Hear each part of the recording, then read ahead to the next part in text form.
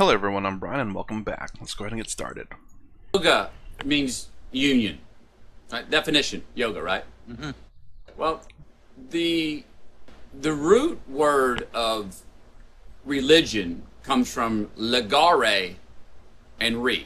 And legare means to bind together, and re means again, to bind together again. The prescriptive definition of religion. Mm-hmm. Yoga means union. Those are somewhat synonymous. Is that fair to say? Yoga and religion would be synonymous definitions, Well, or at least in its same direction? essence it would be, but not in its present form of practice, both I'm saying. The way yoga is practiced in America is not synonymous of union. The way religion is practiced largely The way across the religion is world. practiced in the world is not synonymous with what real religion So is either. both of Yes. them, in definition, maybe they are same, but unfortunately the way it is practiced is very different. But why yoga is simply because this is not based on belief system, it is based on your experience, at least you know where the hell you're going. With belief system, you just believe you're going in a certain way, which gives you a certain psychological comfort, it gives you solace. So essentially the choice is this, are you seeking solace in your life? That is, you want to just quieten your mind and be happy with little things, or are you seeking a solution for this life? Because once you have come with this human intelligence, if you don't immediately get engrossed with some petty thing around you, it is natural for every human being to think, what is all this about? Where did I come from? Where will I go? What is the process of this life? What is the meaning of this? What is the purpose of my existence here?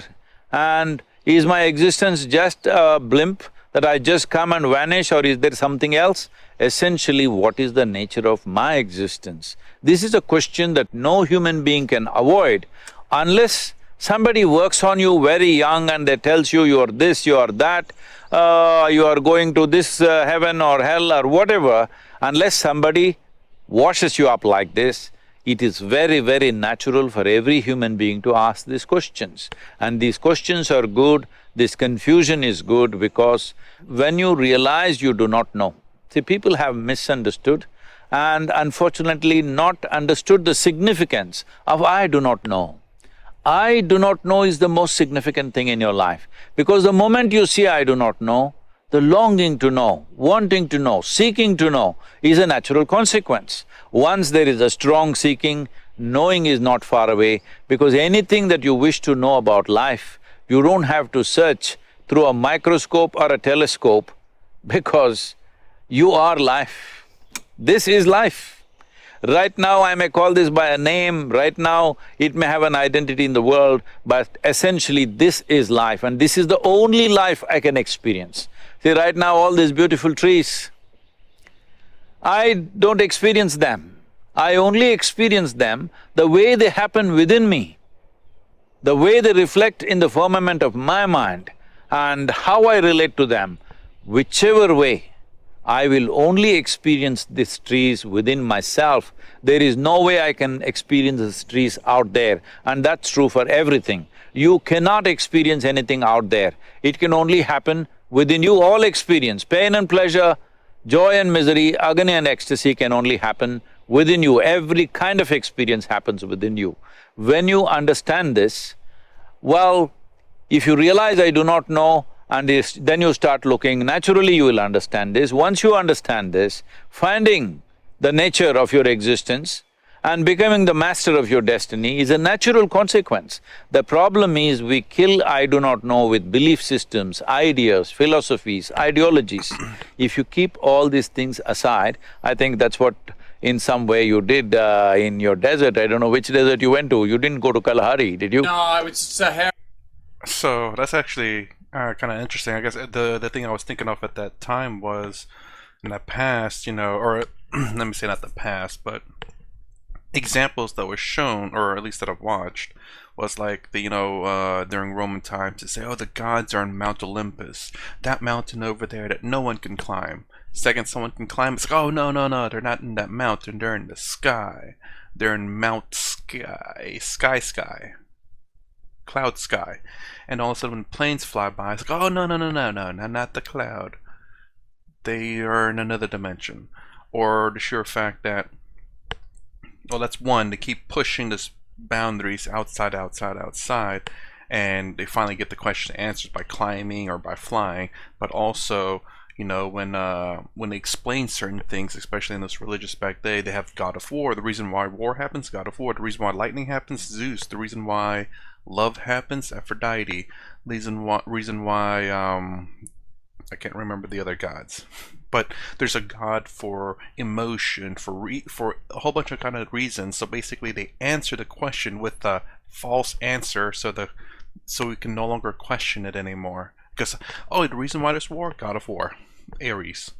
So stop asking the questions. And then West Texas. Okay. So, so in a desert means you're alone. So as you said in your own words, initially you're confused and struggling, but then as you pay attention, because when you have nothing else to pay attention to, you naturally pay attention to how you work, every muscle in your body, the breath, heartbeat, everything, then you will start noticing what you call as within or what you call as me is an entire universe, and that's the only universe you've experienced. You have not experienced any other universe. The only and only universe and the only and only world that you have experienced is what has happened within you. Once you realize this, then you fix the world the way you want it, within yourself. Outside world, we do our best. So you think it's the outside saying, because I've gone through that, where, man, I felt like I had to be in the know. Only recently have I shaken hands with the fact, no, I love to be in the know. I also want to be in the know of what I don't know. And like, I want to know what I don't know and know that I do not know. And saying, oh, that's a good thing, Matthew, was what I'll tell myself. So, but do we not give ourselves enough credit to, or is the I don't know is like a blind spot? It's like, whoa, I don't know. No, I know is a blind spot. Let me clear this. I know is a blind spot. See, right now, let's say you're driving, a truck was coming behind you and you saw it in the mirror. So do you see what is behind the truck? So you know there is a truck coming, but that's a blind spot, it blocks everything else. So right now you think, I know, that's like a blot in your brain, it doesn't allow you to see anything else. If you see I do not know is not about things around you. Fundamentally, see, you and me are sitting here talking long distance. We're sitting on a round planet, the damn thing is spinning all the time and also hurtling through the space at tremendous speed. In the middle of nowhere, nobody knows where this cosmos begins, where it ends. In the middle of nowhere, a tiny little mechanism called solar system. In that tiny little, super tiny place called planet Earth, in that Texas is a micro super space, in that Austin City is a super micro space, in that you're a big man. This is the problem. Because the moment I think I know, I become big in my perception. Once I become big, inevitably I'll make a fool of myself. Whether I realize this in this life or not, somebody who has eyes to see will see this is a bloody fool.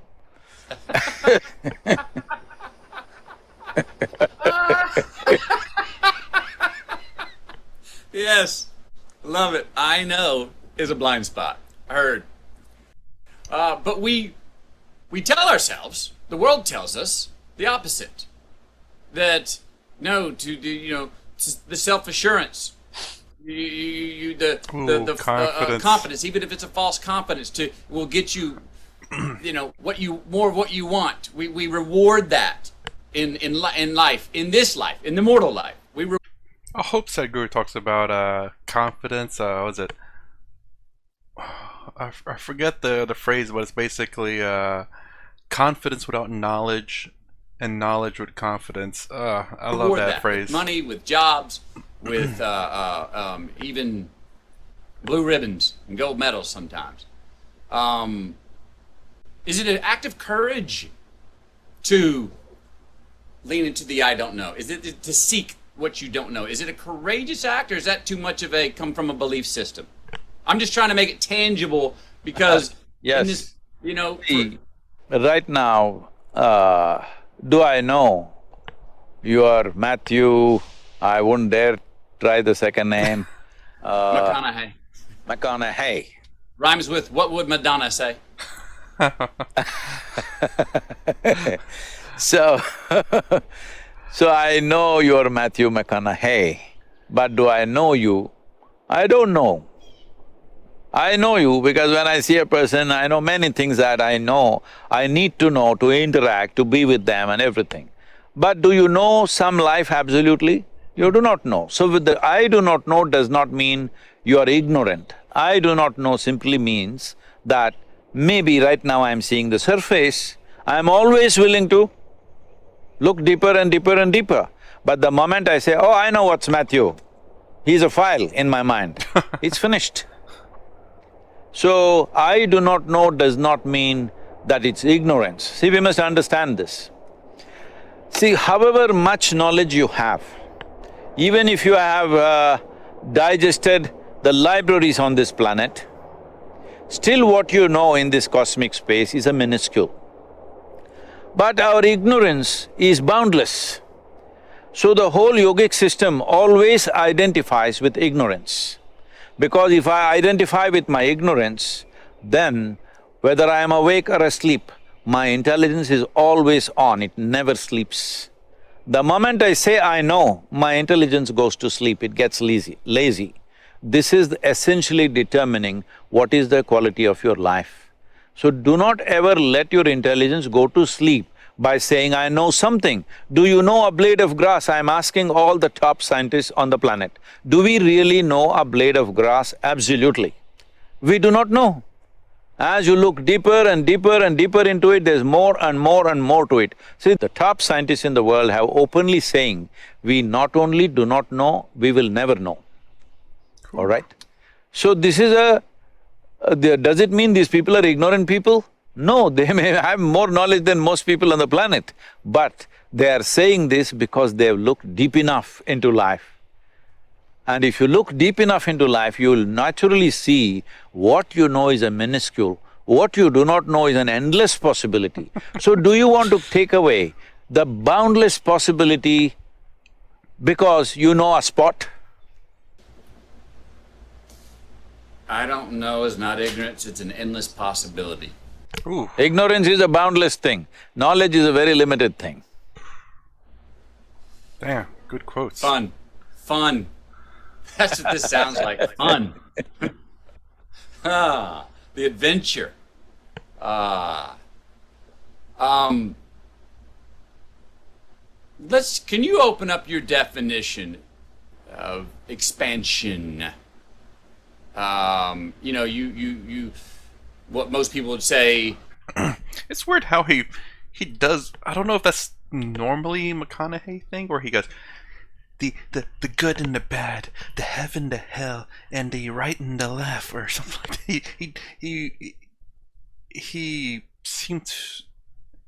I guess maybe he kind of says things like I capitalize words sometimes to make to exaggerate or to show the significance of the importance of what's coming up or that word, and he seems to do that in real life. Maybe I do that too. I don't know. I don't think I do it the way he does though. But it's just really weird. So can you do the expansion? Like I've never seen much of McConaughey just doing normal talk. But is that a normal thing he does? Would be your teaching. You call it technology. I like that clicks with me too. But can you open up to talk about your definition of expansion for us? Everything, right? See, I mean, before that, what you referred to as technology, why this is technology is, see, if I give you a belief system, you may believe it, you may not believe it. If I give you a teaching, you may like it, you may not like it. If you give a philosophy, you may agree with it, you may not agree with it. Now I give you a technology. All you have to do is learn to use it. Whoever learns to use it, for them it'll work, it's as simple as that. So, it doesn't matter, right now, you know, some people were complaining when that ISIS war was going on in Syria and Iraq. In America, some people that I know were complaining, can you believe it, they're using our iPhones and doing all these attacks. I said, this is technology. Whoever learns to use it, it'll work. You don't have to say any of your religious slogans to make it work. You learn to use it, it works. So this is… yoga is a technology, you just learn to use it. It doesn't matter who you are, what you believe, what you don't believe, all this doesn't matter. You just learn to use it, it will work. So what is expansion? See, word yoga means this. Well, you already came to a little verbal meaning of that, which simply means union, or actually that other definition you said, I'm sorry, I'm neither Latin nor Greek. So you said Religion. something about yoking, all right? To bind together again. To bind together. The word yoga literally, if you go back to its original meaning, it means to yoke. You yoke together. See, right now what yoking means is, see, when you sit here, you are an individual person. This is why I said the greatest magnanimity of creation is, it gave us an individual experience. There are swarms of insects here. For them, they don't have an individual experience, they experience themselves as a swarm, as a species. But we experience ourselves as an individual. Unfortunately, instead of enjoying this privilege, we have made this into a point of conflict between each other all the time, me versus you. But this is the greatest privilege that we can sit here. I want you to just imagine, suppose you looked at you or me from, let's say, Galaxy Z. What are we? Even through a telescope or a microscope, we are not visible. It doesn't matter what they have, we are not visible. We're such a tiny speck of dust, literally. But we have an individual experience, it's not a small thing. We can look at the universe and wonder what this is all about. This is not a small thing.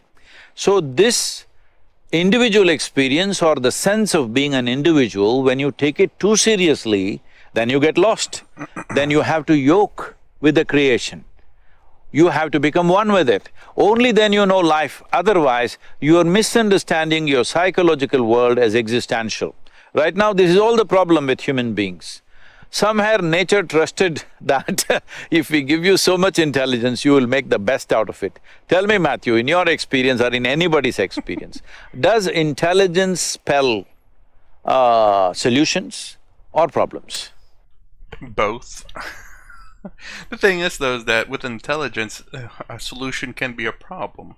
So, again, with the iPhone example that it gave, an iPhone makes our lives a lot… well, we just say cell phones in general. Cell phones makes communication a lot easier. Smartphones make getting information a lot easier.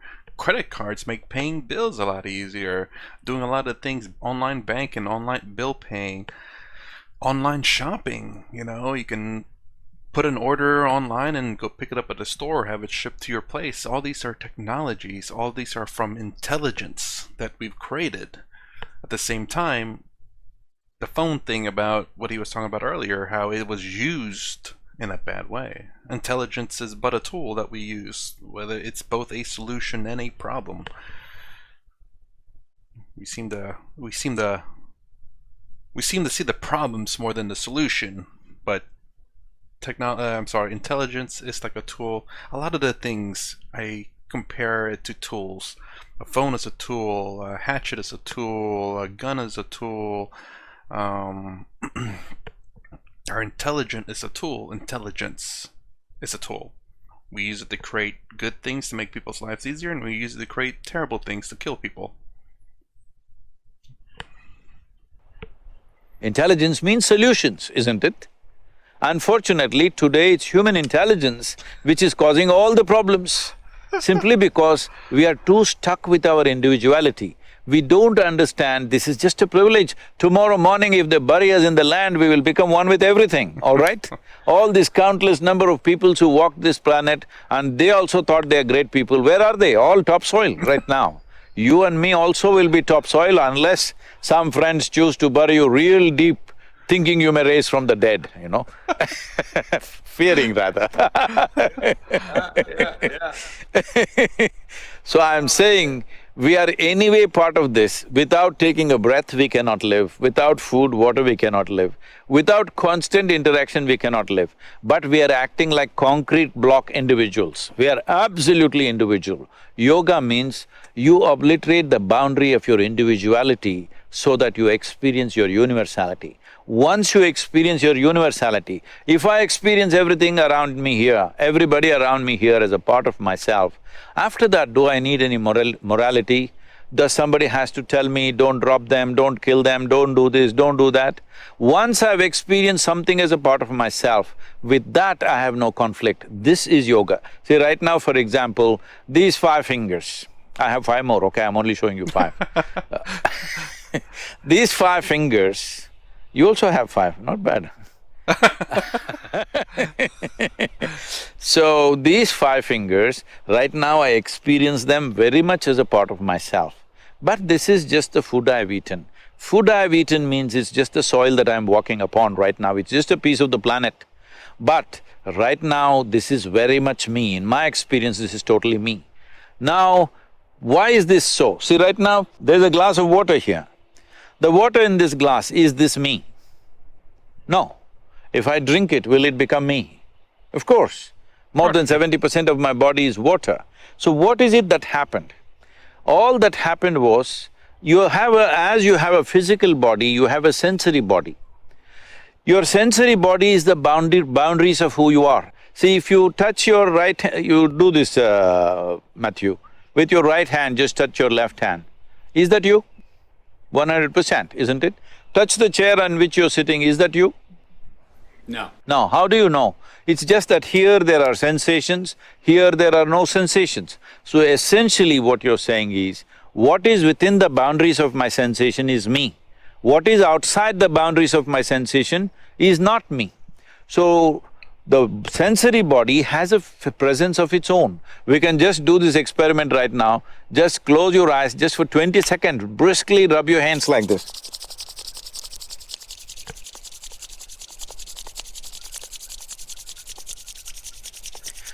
Hold them about 3 to 4 inches away from each other.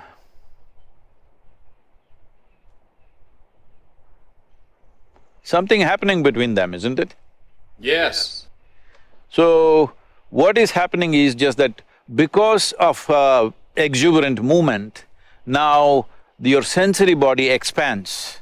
So, you know why people are rubbing each other all the time? Because somebody who is not you, you begin to experience them as a part of yourself, maybe momentarily, but it happens. So right now what yoga means is, you sit here without any outside activity, just sit here and make your life energy so exuberant and active that your sensory body expands. If your sensory body expands to the size of the room in which you're sitting, you will experience everything around you as a part of yourself. If your sensory body expands like the universe, then we say you are a yogi. That means you become one with everything.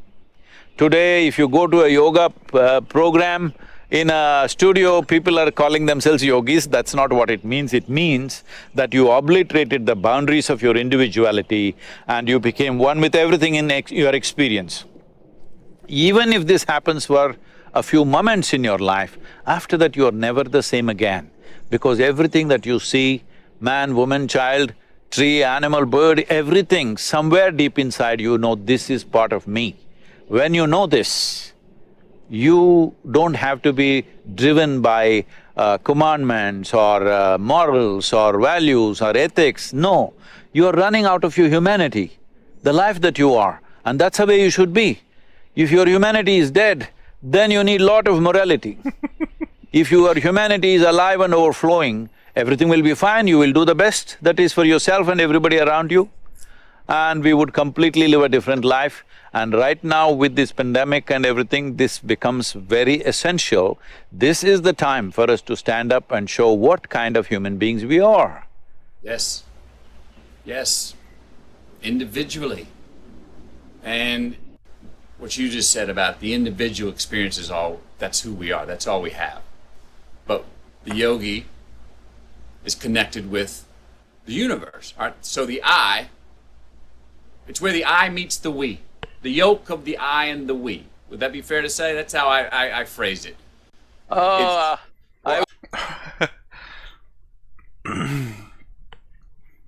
I mean, the first part he looked like he missed the point, but whenever he added the we in that portion, maybe about there. I and the all. Is it I and the all? We means there are still multiples, all right? So all, I and the all? Yes, you are the all. Right now, I launched a whole program, an ecological program in India based on this. I saw that we had to increase the green cover in the state in which we were, which was at about 16.5% at that time. The aspiration was 33%. So I told them, see, you have to plant 114 million trees in the next 8 years. They rolled their eyeballs and said, how is that possible? Do you know what is 114 million? How can we plant that many trees? So I told them what is their population. It was about 62 million. I said, if all of you plant one today and one more after 2 years, then it is a done thing. Only thing is all of you will not participate, that's the whole problem. So I made a simple process, I made people sit under trees and made them breathe. I set up a spiritual process for them where I clearly made them experience, see what you exhale, the trees are inhaling. What they exhale, you are inhaling. Literally 1/2 of your breathing apparatus is hanging out there. Once they felt this experientially, you can't stop them, they're still planting trees all over the place. Today, we have planted millions of trees and it's still going on. Right now, our goal is to plant 2.42 billion and Mark Benioff came in between and now he's telling me trillion. Yes. What's after that? Is there such thing as the zillion, or does it go straight to Googleplex? No, after that, one day to be buried under a tree so that you become good manure for one tree at least. Because that's all the flesh I carry, only for one tree. So question, so you have that experience, which you said would last about 4.5 hours when you were on your rock with your favorite tree growing up through the crack, and you had that experience.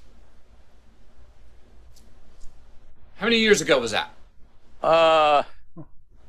That was when I was… that was 1982. So 82, so 21 and 18, 31, years. 41, 39 years. Here we go. So, I think most people go and have had certain experiences where they felt like what I would call crossing the truth and going, whoa. I know I've had experiences in my own life where I'm like, that was true, it landed on me, it was as light as a butterfly but strong as a lightning bolt. I know that what I just realized is true for this time, that time, and all time, and I have to tell myself now, the hard work, Matthew, is going back into the busy society and maintaining it. Now, the problem with maintaining is I was doing tools to try and hang on to it, which is not what you're saying. No. You're saying, boy, it happens. It doesn't need maintenance. It's not You're maintenance. not maintaining the sky, are you? Nope. You're not maintaining the sky. So, in our perception, in human perception, boundlessness means the sky. Boundary means the planet, in a way. Okay. So, when something really boundless, you cross some limits. See, so many people, especially maybe not so much in Texas, I don't know, but more in California, I'm going there in a few days. Everybody talks about how they broke their barriers because they smoked this, because they drank this, because they did this. See, all this is fine, I'm not saying it's not genuine. See, it can be induced in so many ways, okay? You can simply do it if you just dance yourself crazy, like how the Native American people were doing. They were just dancing themselves into states where literally bordering on life and death kind of dance. But because of that, they broke through. But these kind of things if you do, you will have experiences. Definitely it may bring some sense of wisdom, but it'll also get you addicted to that particular activity. If any that particular activity, maybe a dance, maybe a drug, maybe a smoke, whatever it is. I'm saying if you create any experience within you with a certain physical activity, naturally you will get addicted to that physical activity. It may be alcohol, it may be drug, it may be sexuality, it may be adventure, it may be jumping off the mountain. For different people, it may be different things.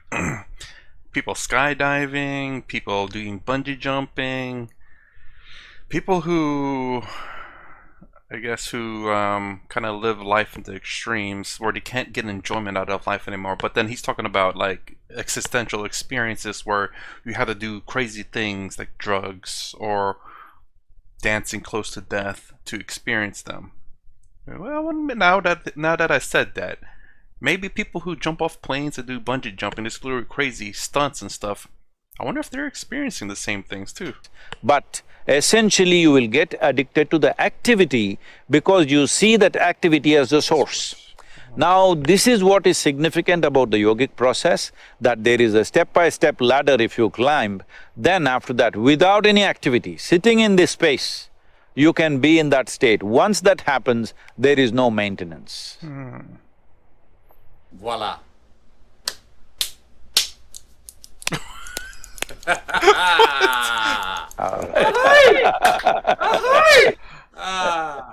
Well, beautiful. I could would love to go on talking hours, days, and hanging out, etc. I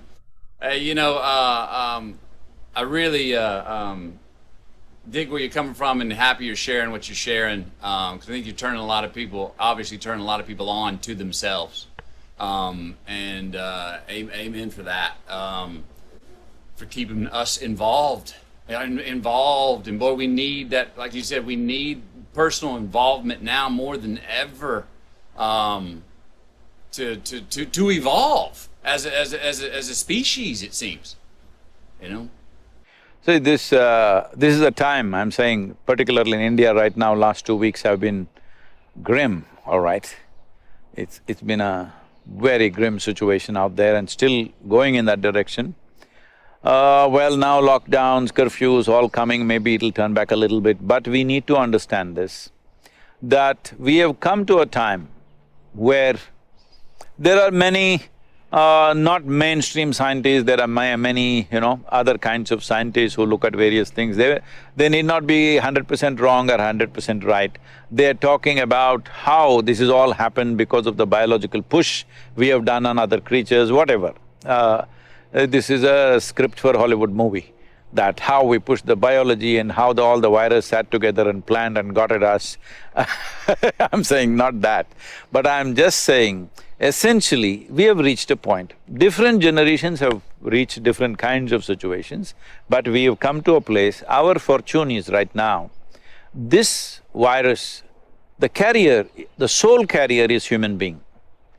Earlier, we've had this kind of pandemics or epidemics where carriers were mice, birds, mosquitoes, other kinds of things, we couldn't stop them. What we were thinking of in our mind at that time is how to completely eliminate all the mice on the planet, how to get rid of the mosquitoes, absolutely, genocide. We were planning genocides on them.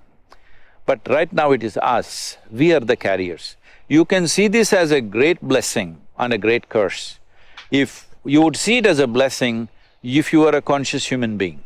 Because if all of us across the world, I know this is right now an utopian thing, if all of us had the sense to 14 days, just be with 2-3 people that we are and not meet anybody for 14 days, the pandemic is largely over, all right? But we won't do that. We need a haircut, we need to go to the pub, we need to do this, somebody needs to go to the temple, somebody needs to go to the bar. Everybody has all this because we are such compulsive creatures right now. The significance of being human is, there's nothing big about us except that we can conduct the same things that the animals do consciously. We eat, we sleep, we copulate, we die, all right? The question is, if we do it consciously, it looks human. If you do it compulsively, it looks animalistic. So right now, this is the time for us to exhibit how conscious we are. As a generation of people, what sort of people are we? Simple commitment, I will make sure I am not infected. But if it so happens I'm infected, I will ensure it will not go to one more person. This much commitment, if we take, it's over. It's a small, short-term inconvenience for long-term freedom. And also, we are too committed to our lifestyles, we are not committed to our life.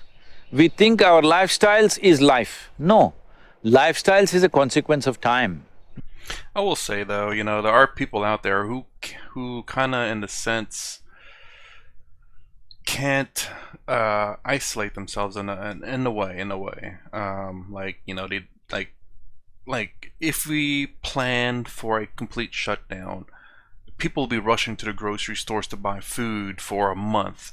And then whenever someone else goes out there, like they have no food and they don't have any food at the home because they're going to go shopping, but now all the food is gone, they can't lock themselves up for 2 weeks with no food. They have to go out shopping. It's a very difficult situation.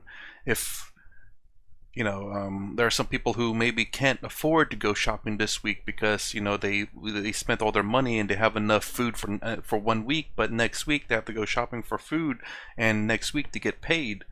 And next week, if they shut down, everything shuts down. They don't have no food.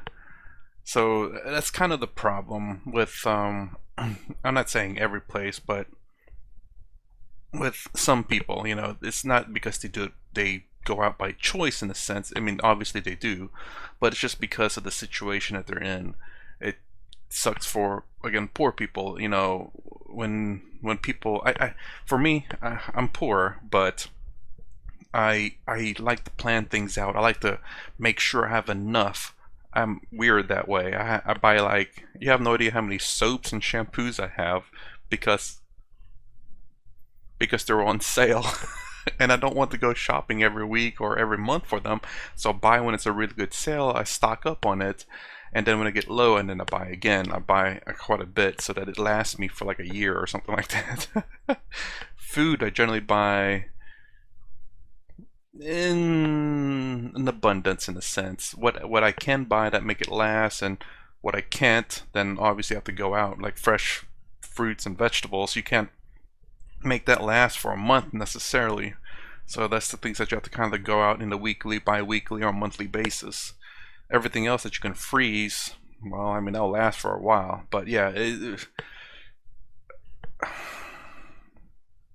it's hard for, again, like we talked about his video, Sadhguru's video with can't remember which one was that, with the young Indian lady and the Frenchman. How they're talking about how going green with certain products, and spending a few extra dollars to have a more eco-friendly product. That's great and all, but the poor people is the one that suffers. It's the poor that generally can't afford these things. I'm not talking, and mind you, there are people out there who are irresponsible and buys everything and lives paycheck to paycheck even though they make a lot of money. I'm not talking about those people.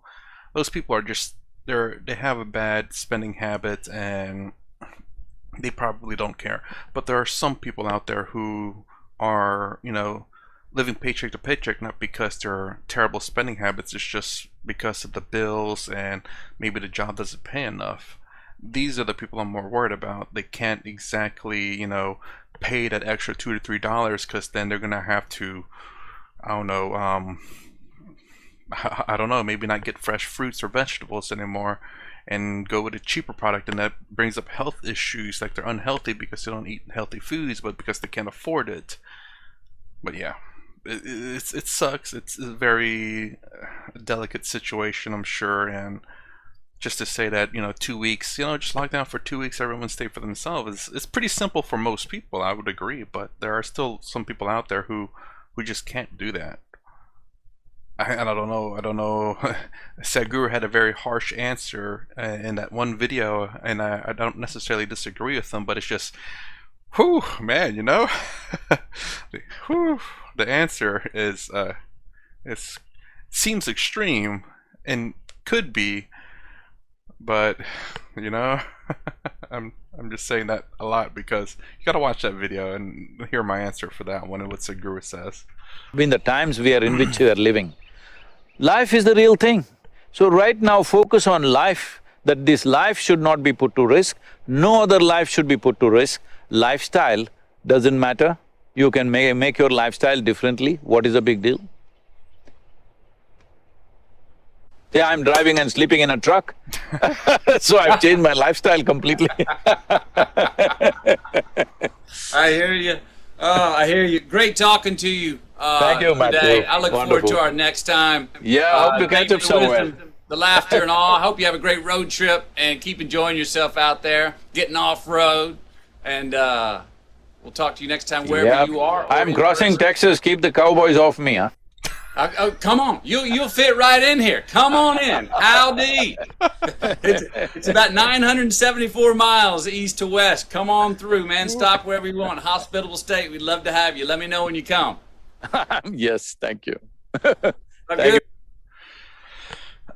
So yeah, obviously I don't think they mean about the poor people like that. You know, generally speaking, the thing that people are talking about are more people who are, you know, choosing to be out there as opposed to having to be out there. You know, most people in the world can stay at home for 2 weeks. I try to plan out a lot of things. I try to have things in stock, not because I'm preparing for a zombie apocalypse or anything like that, but it's just, I don't know, it's just me. Whenever I don't like, I don't know, I'm weird like that. Just leave it at that. We'll leave it at that. So anyways, that's my reaction to Matthew McConaughey and the conversation with Sadhguru. If you like my content, please consider subscribing. Thumbs up, thumbs down below. Thanks for watching. I'll see you in the next vid.